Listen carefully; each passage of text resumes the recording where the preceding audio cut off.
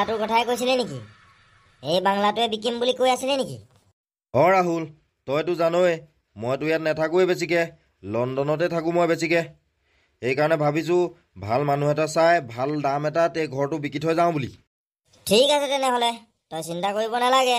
2-এদিনৰ ভিতৰতে মই ভাল মানুহ এটা বিচাৰি দিম বাৰু এই বাংলাটোৰ বাবে।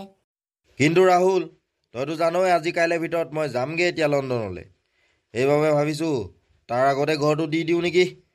নহ'লে এটা কাম কৰ, তয়ে লৈ থৈ দে এই বাংলাটো। ৰাকেশ, তয়োচোন জানো যে মোৰ ইয়াত ডাঙৰ ঘৰ বাৰী আছে। মই এতিয়া তোৰ বাংলাটো লৈ পিনি কি কৰিম বাৰু? লৈ থৈ দে না, 20 লাখ টকা এটা দিলেই হ'ব। মই ঘৰটো বনাওঁতে 30 লাখ টকা গৈছে, লগতে মাটিডোখৰ এনেই পাবিয়েই আৰু ঘৰৰ বস্তুখিনি পাবিয়েই। আৰে ৰাকেশ, সঁচাকৈ কৈছ নে কি তই এইটো দাম? ৰাহুল, সঁচাকেই কৈছোঁ। লৈ ল। ইয়াতকৈ আৰু ভাল সুবিধা পিছত নেপাবি, কাৰণ তই পিছত বিকি দিলেও 40-50 লাখ চকু মুদি আৰামত পাবি। কি হ'ল ৰামলাল, ইমান জোৰকৈ চিঞৰিছ যে ঘৰৰ ভিতৰত? কিবা হ'ল নেকি? মালিক ভিতৰত! ৰামলাল! মালিক ভিতৰত বৰ ডাঙৰ কোলা মেকুৰী এটা সোমাইছিলে। সেইটোক দেখিয়ে মই ভয়ত চিঞৰি দিলোঁ। ৰামলাল, ইমান ডাঙৰ মানুহ হৈ পিনি তই এটা মেকুৰীলৈ ভয় কৰিব লাগেনে? ইমান জোৰকৈ চিঞৰিছ ভিতৰত, এনেকুৱা লাগিলে যেন তই ভিতৰত কিবা ভূত প্ৰেতহে দেখিলি। ঠিক আছে মালিক, মই এতিয়া ঘৰলৈ যাওঁ দেই। মোৰ ডিউটি শেষ হ'ল, আকৌ কাইলৈহে আহিম পাৰিলে, নোৱাৰিলে নাহোঁ। ৰামলাল, তোৰ যে এনে সৰু সৰু কথাত চিঞৰি হুলস্থুল লগাই থৈ দিয়ে। বহুত পুৰণা চকীদাৰ যে, এতিয়া নাহিবি বুলি ক'বলৈও বেয়া লাগে। ঠিক আছে ৰাকেশ, ব'ল তেনেহ'লে এতিয়া যাওঁ। আজিৰ পৰা তোৰ এই বাংলাটো মোৰ। এতিয়া পইচা 20 লাখ লৈ ল'বি আৰু মাটি কাগজ পত্ৰবিলাকত চাইন মাৰি দিবি, ব'ল। নিশ্চয় ৰাহুল, ব'ল আহ।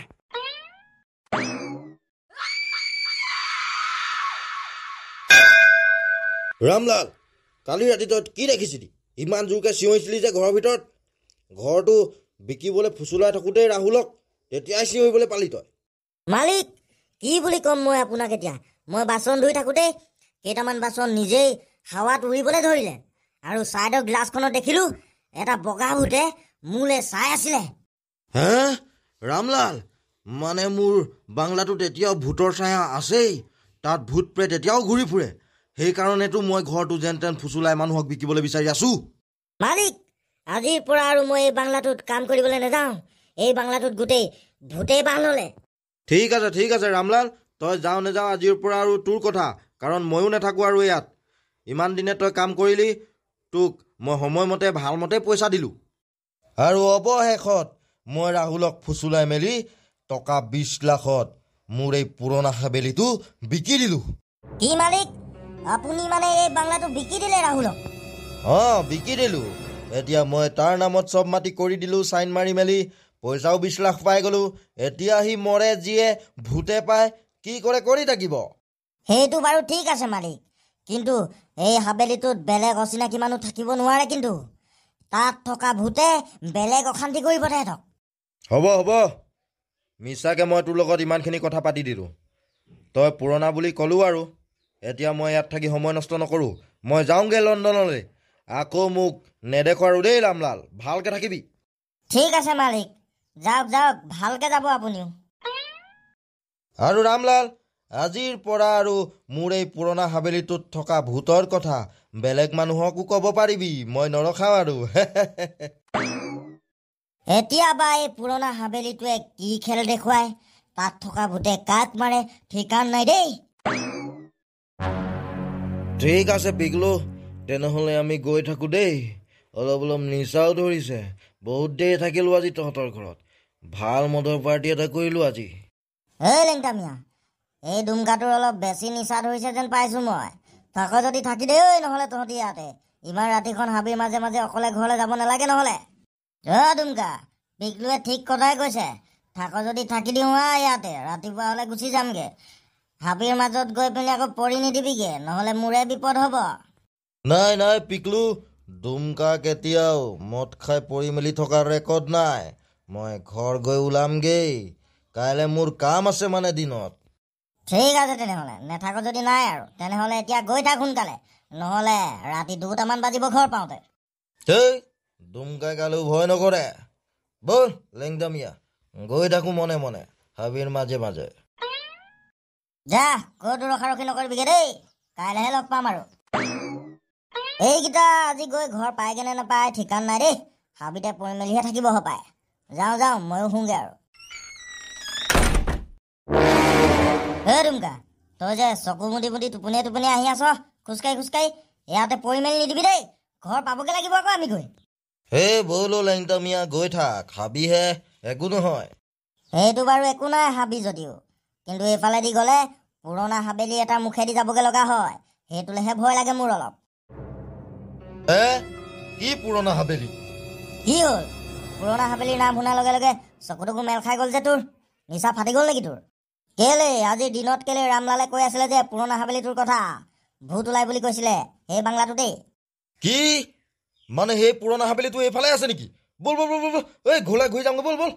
এতিয়া ঘূৰি যাওঁ মানে আৰু বহুত ডোখৰ আহিলো নহয়, ৰাস্তাত বেলেগ বস্তুহে পাব আমাক, বাঘ ভালুকে, সেইকাৰণে আগলৈ গৈ থকাটোৱে ভাল। আহি থাক মোৰ লগত। দুমকা, এইটোৰ কথাই কৈ আছিলে দিনত ৰামলালে, ইয়াত হেনো ভূতে চিঞৰ মাৰি থাকে, ইয়াত বৰ অঘটন হৈ থাকে, সোনকালে এডোখৰ পৰা পাৰ হৈ যাওঁ বল। কি চিঞৰিলে ঐ ঘৰটোৰ ভিতৰৰ পৰা? লেংটামিয়া, কেলে ৰামলালৰ কথাবিলাক মনত নাই নেকি? হাবেলিটোৰ ভিতৰত বস্তু চস্তু দলিয়াই দিয়ে হেনো ভূতে, ভূত ওলাই হাবেলিটোৰ ভিতৰত। পলা পলা, এইখিনিৰ পৰা পলা। লেংটামিয়া, খাব আমাক এতিয়া, কি কৰিবি এতিয়া? আমি তহঁতক একো নকৰো, কিন্তু তহঁতি আমাক এই হাবেলিটোৰ পৰা মুক্তি কৰি দে। হে, কেনেকে মুক্তি দিয়াম আমি তহঁতক এই হাবেলিটোৰ পৰা? প্ৰায় 80 বছৰৰ আগতে আমি এই হাবেলিটো নতুনকে কিনি থাকিবলৈ আহিছিলো। বুধবুদ্ধি, আমাৰ এইটো প্ৰথম ঘৰ, 20 লাখ টকা দি পিনি মই এই ঘৰটো কেৱল তোমাৰ কাৰণে কিনিলো। আজিৰ পৰা আমি ইয়াতে থাকিম। হয় নেকি দীপেন? তেনেহ'লে আজিৰ পৰা আমি ইয়াতে থাকিম। কিন্তু আমাৰ ভাগ্য ইমানেই বেয়া আছিলে, আমাৰ প্ৰথম দিনা হাবেলিটোৰ ভিতৰতেই কেইটামান। ইমান সোনকালে তহঁতি এই ঘৰটোত থাকিম বুলি নেভাবিবি বোপাই। কোন হয় তহঁতি, আৰু ইমান ৰাতিখন আমাৰ ঘৰলৈ কেলে আহিছ? কোন চোন বাদ দে, এইখন কাগজত সকলো লিখা আছে। তই মুঠতে গোটেইখিনি মাটি বাৰী মোৰ নামত কৰিবলৈ চাইন মাৰ। বকলু, মাৰি পেলাই সিহঁতক, গুলিয়াই দে। চালা মুখ চৰিয়াবলৈ আহিছে, মই সিহঁতৰ ফিংগাৰ প্ৰিণ্টছ আঙুলি কাটি পিনি লৈ ল'ম। বেয়া নাপাবি তহঁতি।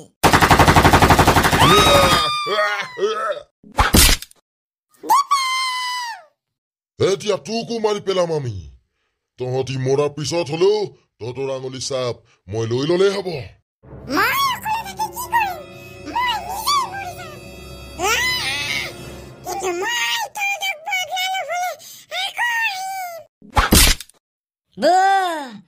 তেনেকুৱা হ'ল নেকি?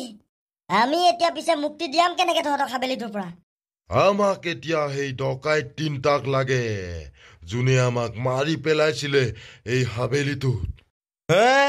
কিন্তু আমি ক'ত বিচাৰি ফুৰিমগে এতিয়া সিহঁতক? সেই ডকাইত 3টাই আমাৰ এই হাবেলিটোৰ ভিতৰত ভৰি থলেই আমি বাকী ডোখৰ নিজে কৰি ল'ম, আমি মুক্তি পাম। পলা লেংটামিয়া, এইবোৰ জেঙত নফচো। তহঁতি মানে আমাক মুক্তি নিদিয়া, তহঁতি ভাল নকৰিলি। আমি মুক্তি নোপোৱালৈকে তহঁতিও মুক্তি নেপাবি।